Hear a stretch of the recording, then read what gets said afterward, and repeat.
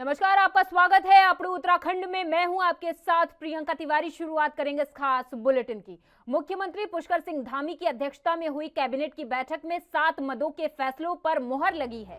बता दें कि कैबिनेट ने हरिद्वार पंचायत चुनाव को लेकर रिटायर्ड जज द्वारा सरकार को रिपोर्ट देने का फैसला लिया है। इसके मद्देनजर एडवोकेट जनरल को अनुरोध किया जाएगा कि विभिन्न विधिक पहलू से कैबिनेट को अवगत कराया जाए। साथ ही अंत्योदय राशन कार्ड पर हर साल 3 सिलेंडर बिल्कुल फ्री दिए जाएंगे, जिसका करीब 55 करोड़ का भार उत्तराखंड सरकार पर पड़ने वाला है। इतना ही नहीं, अब सरकार गन्ने पर शासकीय गारंटी भी देगी। साथ ही कैबिनेट बैठक में केदारनाथ धाम में पुनर्निर्माण को लेकर भी फैसला लिया जाएगा, जिसमें 1 मंजिल भवन को 2 मंजिला बनाया जाएगा। ऐसे तमाम मुद्दों पर सरकार ने कैबिनेट में फैसला लिया है।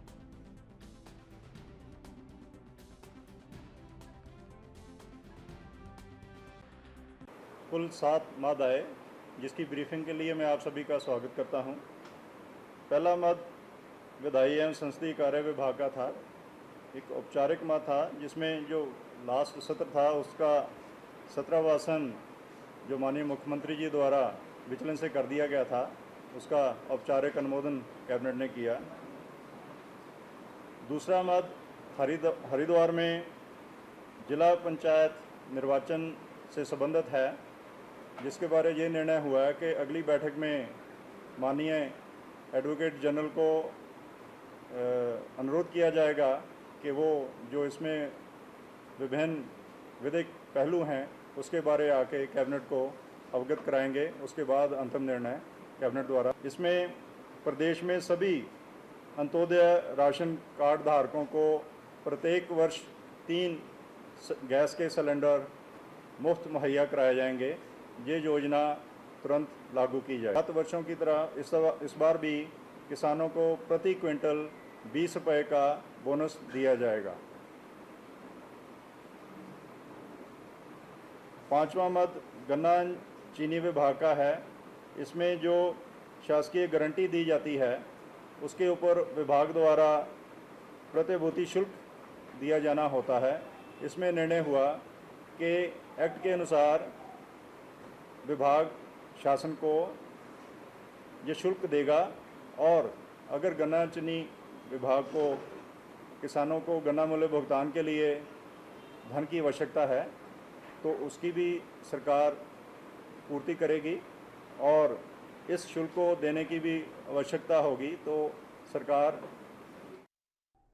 कैबिनेट बैठक में सीएम पुष्कर सिंह धामी ने 7 मदों को मंजूरी दी है, जिसके बाद सीएम ने ट्वीट किया। उन्होंने लिखा कि चुनाव से पहले जनता के समक्ष रखे गए दृष्टि पत्र में किए गए वादे को हमने पूरा किया, जिससे प्रदेश के सभी अंत्योदय कार्ड धारकों को प्रतिवर्ष 3 गैस सिलेंडर मुफ्त दिए जाएंगे, और इससे राज्य के करीब 1.85 हजार लोग लाभान्वित होंगे।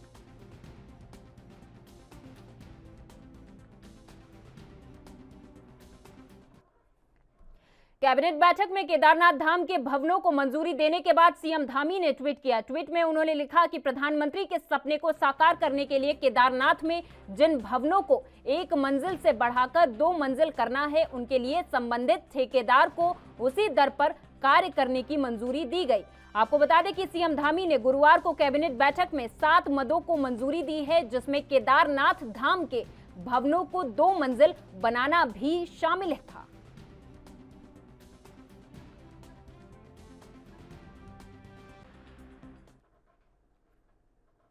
अंतर्राष्ट्रीय नर्स दिवस को लेकर सीएम पुष्कर सिंह धामी ने किया ट्वीट। लिखा, चिकित्सा क्षेत्र में निस्वार्थ भाव से सेवारत समस्त नर्सिंग कर्मियों को अंतर्राष्ट्रीय नर्स दिवस की हार्दिक बधाई और शुभकामनाएं। सीएम ने कहा कि कोरोना काल जैसी विषम परिस्थितियों में आपकी कर्तव्य निष्ठा और सेवा भाव समस्त समाज के लिए प्रेरणा स्रोत है।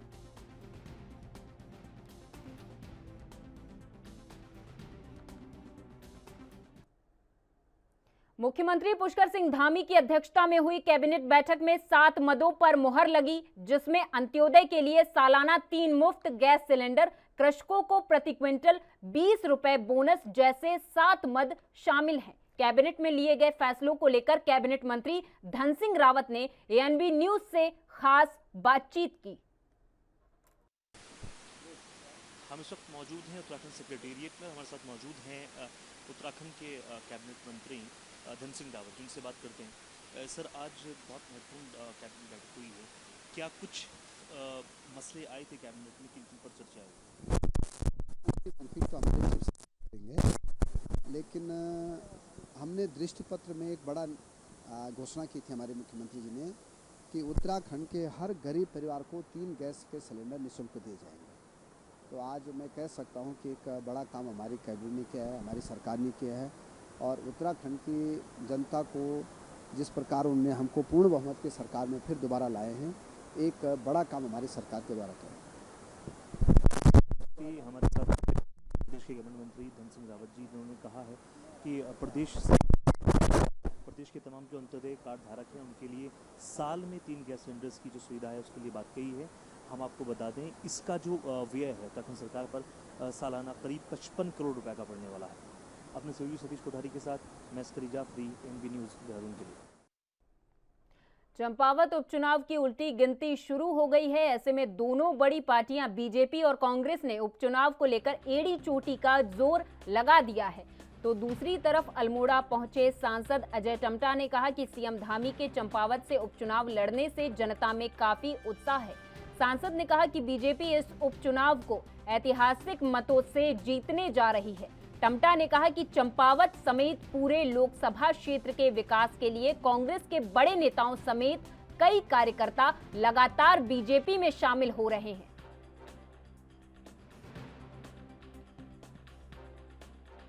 चंपावत के उपचुनाव में हमारे मुख्यमंत्री जी जिस प्रकार से पुष्कर धामी जी का नामांकन के दिन स्वयं हमने देखा भी, लगातार भी हम लोग जुड़े हुए हैं, तो वहाँ की जनता में काफ़ी उत्साह है। चंपावत की जनता, टनकपुर बनबसा की जनता ने जिस प्रकार से स्वागत किया, हमने पूरा रोड शो किया, तो जिस उत्साह के लोगों ने स्वागत किया, उससे ये प्रतीत होता है कि लोग बहुत खुश हैं। मुख्यमंत्री हमारे क्षेत्र से चुनाव लड़ रहे हैं और जिन्होंने बहुत कम समय के अंदर अच्छा काम किया पूरे प्रदेश के अंदर, मोदी जी के कार्यों को आगे बढ़ाया, प्रधानमंत्री जिस सोच के साथ काम कर रहे हैं उस मॉडल को आगे बढ़ाने का काम किया है, तो लोगों में काफ़ी उत्साह है। और मैं कह सकता हूं कि हम ऐतिहासिक बहुमत के अनुसार चंपावत को जीतेंगे। और बहुत सारे कांग्रेस के बहुत वरिष्ठ नेता जिन्होंने लंबे समय तक कांग्रेस में काम किया और जिनका अपना एक बहुत बड़ा राजनीतिक अनुभव है, ऐसे बहुत बड़े बड़े नेता हमारी पार्टी में ज्वाइन हुए हैं। उन सब की भी इच्छा यही है कि हमको जो मुख्यमंत्री मिले हैं हम उनको ऐतिहासिक बहुमत से जिताएं और चंपावत और लोकसभा अल्मोड़ा की विकास को और तेज गति। मुख्यमंत्री पुष्कर सिंह धामी ने चारधाम यात्रा की जिम्मेदारी मंत्री धन सिंह रावत और सुबोध उनियाल को दी, जिसको लेकर पूर्व मुख्यमंत्री हरीश रावत ने ट्वीट किया। हरीश रावत ने लिखा कि शायद सीएम ने मान लिया है कि पर्यटन मंत्री चारधाम यात्रा को सुचारू करने में असफल हो गए, तभी तो उन्होंने 2 मंत्रियों को अलग अलग धामों की जिम्मेदारी दी है।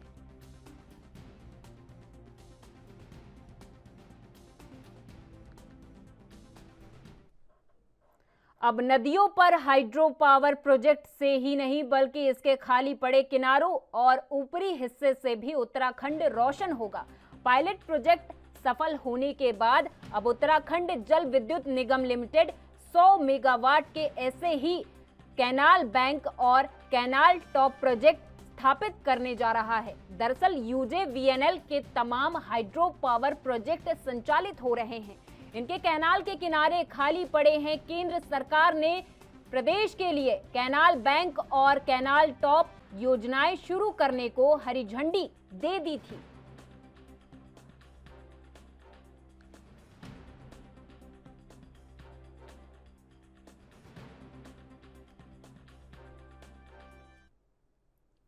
तो वहीं अब बात कर ली जाए कोरोना की। प्रदेश में बीते 24 घंटे के भीतर 12 नए कोरोना संक्रमित मिले, जबकि 16 मरीजों ने संक्रमण को मात दी है। 96 सक्रिय मरीजों का इलाज चल रहा है। अब तीसरी लहर में कुल संक्रमितों की संख्या 92,563 हो गई है। स्वास्थ्य विभाग के मुताबिक बुधवार को 1671 सैंपलों की जांच रिपोर्ट नेगेटिव आई है। 4 जिलों में 12 लोग कोरोना संक्रमित पाए गए हैं।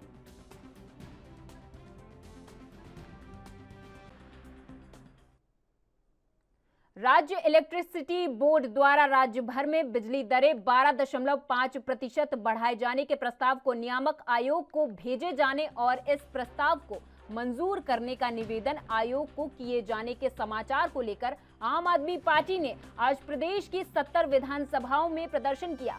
राजधानी देहरादून में आप प्रदेश उपाध्यक्ष और परवादून प्रभारी डिम्पल सिंह के नेतृत्व में आप नेताओं और कार्यकर्ताओं ने ईडीएम के माध्यम से मुख्यमंत्री के नाम एक ज्ञापन प्रेषित किया है।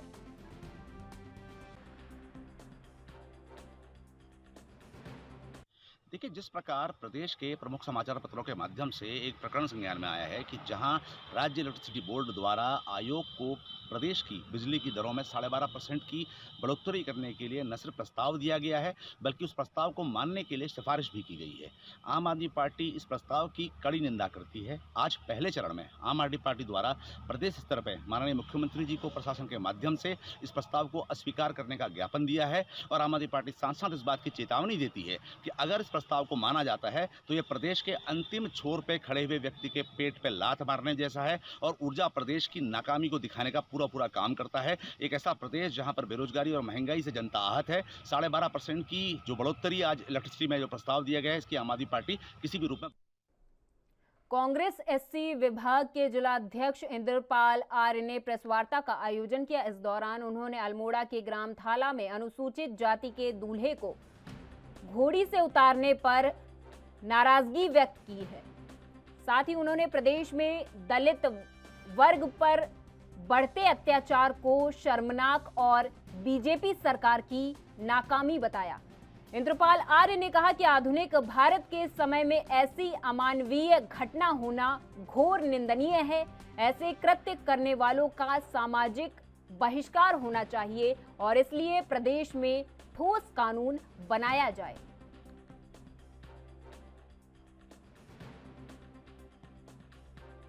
अल्मोड़ा जिले में सल्ट तहसील में जो घटना हुई है और एक अनुसूचित जाति के व्यक्ति घोड़े चढ़ता है और उसको ऐसे मानसिकता लोग, स्वर्ण लोग जो वहाँ के तो धर्म के ठेकेदार बने रहते हैं और उनने घोड़ी से उतारने का किया और दूसरा उतारने के साथ साथ एक धमकी दी गई कि कपड़ता कांड का जैसा हवाला होगा आप लोगों को साथ करके।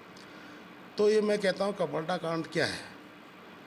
ये कपड़ता कांड जो हुआ वो बहुत ही निंदनीय रहा, वो भी इतना रहा जिसमें 14 हमारे अनुसूचित जाति के लोगों को मार दिया गया, बेरहमी से मार दिया गया। उसमें भी बारात निकालने पर और घोड़ी में चढ़ने का जो मामला रहा, उसमें जो मई 1980 में जो कांड रहा जो उन जाति के ऊपर, बहुत ही निंदनीय पूरे देश ने देखा। उत्तराखंड के लालकुआं दुग्ध संघ के अध्यक्ष मुकेश बोरा की मेहनत रंग लाई है। आपको बता दें कि उनके प्रयास से प्रदेश के दुग्ध उत्पादकों और पशुपालकों को बड़ी राहत मिलने जा रही है। उन्होंने दूध विकास मंत्री सौरभ बहुगुणा से प्रदेश में चल रही भूसे की भारी कमी और महामारी को दूर करने की मांग की है, जिस पर कैबिनेट मंत्री सौरभ बहुगुणा ने सहमति जताते हुए जल्द कार्रवाई का आश्वासन दिया। पशुपालकों और दुग्ध उत्पादकों को अब भूसा 50% सब्सिडी पर दुग्ध समितियों पर उपलब्ध कराया जाएगा, जिसका सीमा लाभ पशुपालकों और दुग्ध उत्पादकों को मिलेगा। आपको बता दें कि इस फैसले को 3 जून के बाद प्रदेश सरकार अमली जामा पहनाएगी।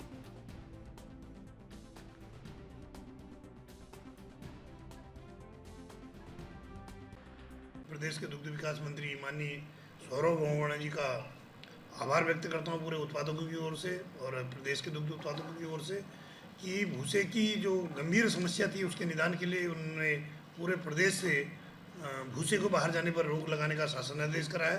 शासनादेश ही नहीं कराया कि साथ ही जिलाधिकारियों को सख्त निर्देश दिए हैं और जिसमें जिलाधिकारियों द्वारा त्वरित कार्रवाई की है। उसके लिए मैं माननीय मंत्री दुग्ध विकास सौरभ बहुगुणा जी का पुनः आभार प्रकट करता हूँ। साथ ही पिछले दिनों मैं उनसे मिला था और मैंने एक पूरे प्रदेश के दुग्ध उत्पादकों की ओर से माननीय मंत्री जी को भूसे की महंगाई पर बात रखी है और मैंने माननीय मंत्री जी से आग्रह करा है कि भूसे पर कम से कम 50% का अनुदान दुग्ध उत्पादकों को दिया जाए, जिससे कि हमारे दुग्ध सुचारू रूप से चले और हमारा दुग्ध उत्पादन निरंतर बढ़े। तो उसमें माननीय मंत्री दुग्ध विकास सौरभ बहुगुणा जी ने चंपावत जो चुनाव है 3 तारीख को आचार संहिता हटेगी, उसके बाद जो अनुदान राशि है उस पर सरकारी स्तर पर निर्णय लेने का आश्वासन दिया है। मुझे उम्मीद है कि माननीय मंत्री जी हम उत्पादकों की मांग को पूरा करते हुए कम से कम 50% अनुदान दुग्ध उत्पादकों को देने की घोषणा शीघ्र करेंगे, ऐसा मुझे पूरा। और यहाँ वक्त है एक छोटे से ब्रेक का, फौरन लौटेंगे।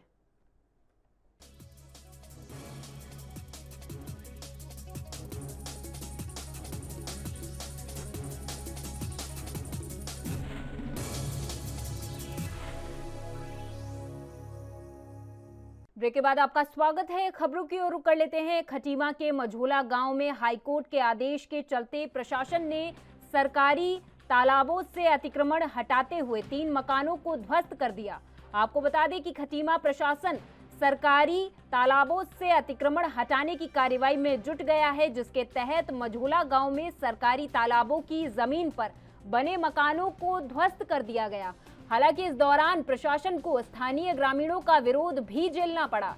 तहसीलदार शुभांगिनी ने बताया कि हाईकोर्ट के आदेश को देखते हुए सरकारी तालाबों पर बनाए गए मकानों में से 3 मकानों को ध्वस्त कर दिया गया, जबकि अन्य मकान स्वामियों को सामान हटाने की हिदायत दी गई है। उन्होंने बताया कि कुल 31 सरकारी तालाब हैं जो अभी अतिक्रमण युक्त तालाब हैं, उनको जल्द से जल्द अतिक्रमण मुक्त कराने का प्रयास किया जा रहा है।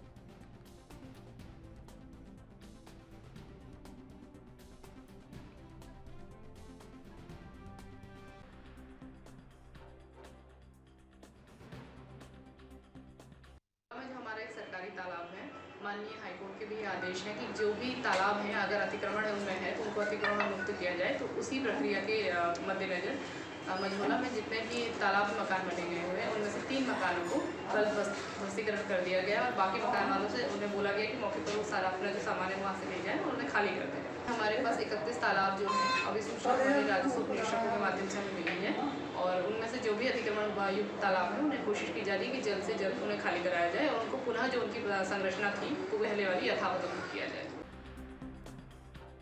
तो अतिक्रमण के खिलाफ सख्त प्रशासन हुआ है और इसके चलते कार्रवाई शुरू कर दी है। बुलडोजर कार्रवाई शुरू की गई है और अतिक्रमण को हटाने की लगातार कोशिशें की जा रही हैं। कार्रवाई का ग्रामीणों ने विरोध किया और जमकर नारेबाजी की, जिसके चलते प्रशासन भी अलर्ट हो गया है, वहां पर पहुंच चुका और अतिक्रमण हटाने की लगातार कोशिशें कर रहा है। सरकारी तालाबों की जमीन पर मकान जो बने हुए थे उन्हें ढहा दिया गया है। अतिक्रमण के खिलाफ प्रशासन सख्त हुआ है।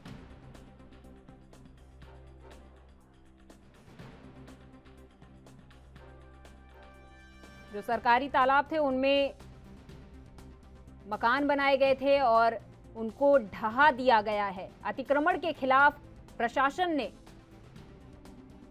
अलर्ट मोड दिखाते हुए सभी अवैध मकानों को ध्वस्त कर दिया है। ये बड़ी कार्रवाई प्रशासन की तरफ से देखने को मिली है। बुलडोजर कार्रवाई लगातार अवैध निर्माणों पर देखी ही जाती है।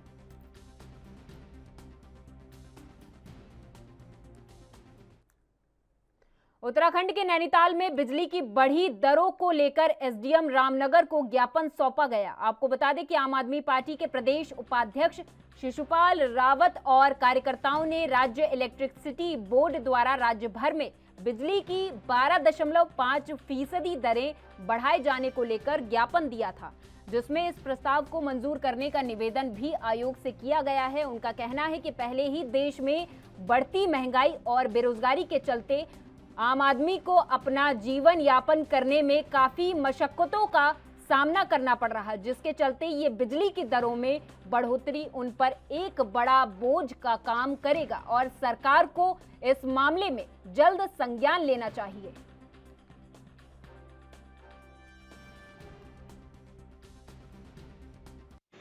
देखिए, उत्तराखंड सरकार जिस दिन से सरकार में आई है उस दिन से लगातार बिजली की बढ़ोतरी करने का काम कर रही है। और अभी जो बिजली वितरण विभाग है, जो इनका विनायक आयोग है, उन्होंने सरकार को सुझाव दिया कि अगर उत्तराखंड में 12.5% बिजली के बिल नहीं बढ़ाए जाएंगे तो हम बिजली देने हमारे लिए मुमकिन हो जाएगा, हम बिजली नहीं दे पाएंगे उत्तराखंड वासियों को। इसलिए हमने जो है कि माननीय मुख्यमंत्री को, माननीय SDM साहब के द्वारा जो है ज्ञापन दिया है कि उत्तराखंड की जो गरीब जनता है, पहले कोविड में बेरोज़गारी से जिस प्रकार से आज 6% बेरोज़गारी उत्तराखंड में दूसरे तीसरे नंबर का राज्य आ रखा है। आज लोगों के पास रोज़गार नहीं है, दवाइयों के लिए पैसे नहीं है, और उस ऊपर से सरकार जो है जो बिजली पानी जो मूलभूत सुविधाएं जो कम से कम दिल्ली सरकार फ्री में दे रही है, जुलाई से जो है पंजाब सरकार भी फ्री में देने वाली है, वहीं जो है कि उत्तराखंड सरकार जो है लूट मचाने का काम कर रही है, गरीबों की जेब में डाका डालने का काम कर रही है। इसलिए हमने आज ज्ञापन दिया। देखिए, हम जनता ने हमें विपक्ष का काम दिया है और निश्चित रूप से हम पहली बार चुनाव लड़े हैं, लेकिन जहां हम ढूंढते थे कि हमारा विधानसभा में कोई एक आदमी मिल जाए, आज हर विधानसभा में हमारे पास कम से कम 1000 से लेकर और ऊपर की जनसंख्या जो है कि रिकॉर्डेड है। रामनगर विधानसभा में लोगों ने जो है हमें जो जनमत दिया है, 2500 अगर हमें वोट दिए हैं, तो आज हमारे पास 2500 की गिनती हम उन लोगों को लेकर के गरीब लोगों की आवाज़ उठाते रहेंगे। और निश्चित रूप से जो है कि फिर बड़ा प्रदर्शन होगा, देहरादून लेवल पे मुख्यमंत्री का घेराव तक किया जाएगा। अगर उत्तराखंड के देहरादून में जहां एक तरफ दून अस्पताल स्वास्थ्य कर्मियों की कमी से जूझ रहा, तो वहीं दूसरी ओर सुविधाओं के नाम पर मरीज अपने आप को ठगा महसूस कर रहे। आपको बता दें कि अस्पताल में सुविधाओं के नाम पर क्षेत्र की जनता और मरीजों के साथ मजाक किया जा रहा। मरीजों को समय से ना तो इलाज मिल पा रहा और ना ही अस्पताल आने पर सुविधा मिल पा रही। जहां मरीजों के तीमारदारों को स्वयं ही अपने मरीजों को लेकर एक वार्ड से दूसरे वार्ड तक ले जाना पड़ रहा है। वहीं इस पर चिकित्सक अधीक्षक KC पंत ने बताया कि अस्पताल अपने हेल्पिंग शाखाओं से तमाम नर्सिंग स्टाफ की कमी को पूरा करने का प्रयास कर रहा। वहीं जो ट्रेनी हैं उन्हें डॉक्टर्स के अंडर में ट्रेनिंग दी जा रही है। नहीं, हमारा वहाँ जब से कोरोना पीरियड के जो कर्मचारी हैं, जो उनका टर्म ख़त्म हो गया था 31 मार्च को, उसके बाद से समस्या बनी हुई है। तो हमारे पास कुछ हेल्पिंग हैंड हैं जो ट्रेनिंग इंस्टीट्यूट हैं, जैसे कंबाइंड मेडिकल इंस्टीट्यूट है, उत्तरांचल नर्सिंग कॉलेज है, हमारा स्टेट नर्सिंग कॉलेज है, तो उसमें बच्चे ट्रेनिंग करते हैं नर्सिंग कॉलेज के। तो हमने उनसे अनुरोध किया कि भाई जो सीनियर स्टाफ है, जो 3rd year 4th year MSc BSc nursing वाले हैं, उनको आप हमारे वहाँ भेजिए, क्योंकि हमारे वहाँ तो एक तो एक्सपोजर मिलेगा, उनको ट्रेनिंग होगी कि किन विपरीत परिस्थितियों में कैसे काम करते हैं। तो वो इसी बहाने उनकी नर्सिंग की ट्रेनिंग एक किस्म से हो जाती है और हमें भी मदद मिल रही है। तो हमने उनसे अनुरोध किया कि आने वाले 1 महीने तक आप हमें लगातार भेजिए और तीनों शिफ्ट में भेज दीजिए, ताकि हमारा अस्पताल में जो पहला जो नर्सिंग लोगों के स्टाफ के ऊपर जो रोज़ जोर पड़ रहा है वो थोड़ा सा कम हो जाए। हमारे जो विभागीय स्तर से जो कार्रवाई होनी चाहिए, रिक्वेस्ट होनी चाहिए, हमारा प्रॉपरली जो रिक्वेस्ट जाती है, प्रधानाचार्य जी लगे हुए हैं, महानिदेशालय लगा हुआ है, शासन स्तर पे हमारा चिकित्सा स्वास्थ्य विभाग लग रहा है, चिकित्सा शिक्षा विभाग लग रहा है, सब ने प्रॉपरली दिया है। हमारी बात, इन लोगों की बात हमारे माध्यम से गई है और हमें उम्मीद है कि निश्चित नहीं जल्दी कोई ठोस निर्णय के रूप में हमें अच्छी खबर मिले। अवैध खनन पर प्रशासन लगातार अंकुश लगाता नजर आ रहा, उसके बावजूद भी अवैध खनन रुकने का नाम नहीं ले रहा। जिले के जसपुर में प्रशासन ने अवैध खनन पर कार्रवाई से खनन माफियाओं में हड़कंप मचा हुआ। आपको बता दें कि खनन माफियाओं ने एक खेत से बिना अनुमति के खनन किया, जिसके बाद शिकायत करने पर पुलिस ने अवैध खनन में लिप्त एक डंपर को सीज कर दिया है। SSP चंद्रमोहन सिंह ने बताया कि रात में अवैध खनन की शिकायत पर पुलिस मौके पर पहुंची थी। मौके से एक वाहन को पकड़ा गया है, जिस पर कार्रवाई करते हुए वाहन को सीज कर दिया गया है।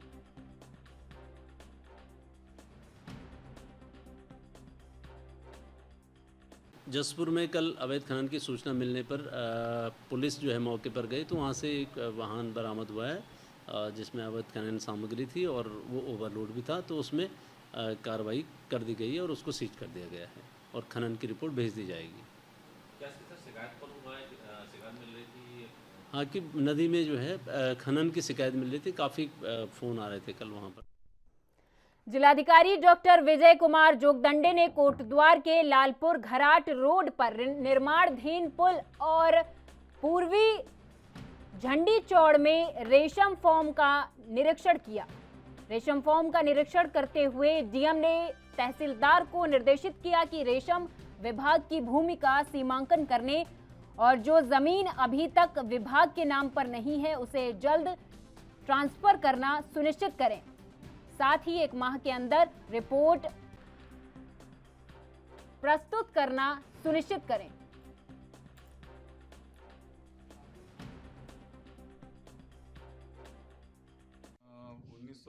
से जनपद में रेशम विभाग का फार्म कोटद्वार में स्थापित है और श्रीनगर में भी स्थापित है। पिछले 50 सालों में काफ़ी सारा कार्यवाही रेशम विभाग ने रेशम का फार्मिंग करने के लिए बढ़ाया हुआ कदम है, लेकिन अभी तक हमारे जनपद में रेशम विभाग का कोई प्रोसेसिंग प्लांट मुझे नज़र नहीं आया है।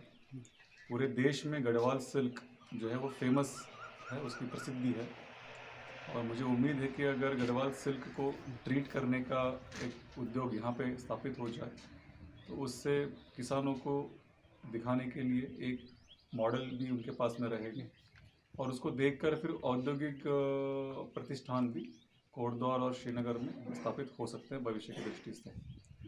मुझे इसके लिए मैंने जो रेशम विभाग के अधिकारी और मेरे साथ इस बुलेटिन में फिलहाल इतना ही। आप देखते रहिए ANB न्यूज़। नमस्कार।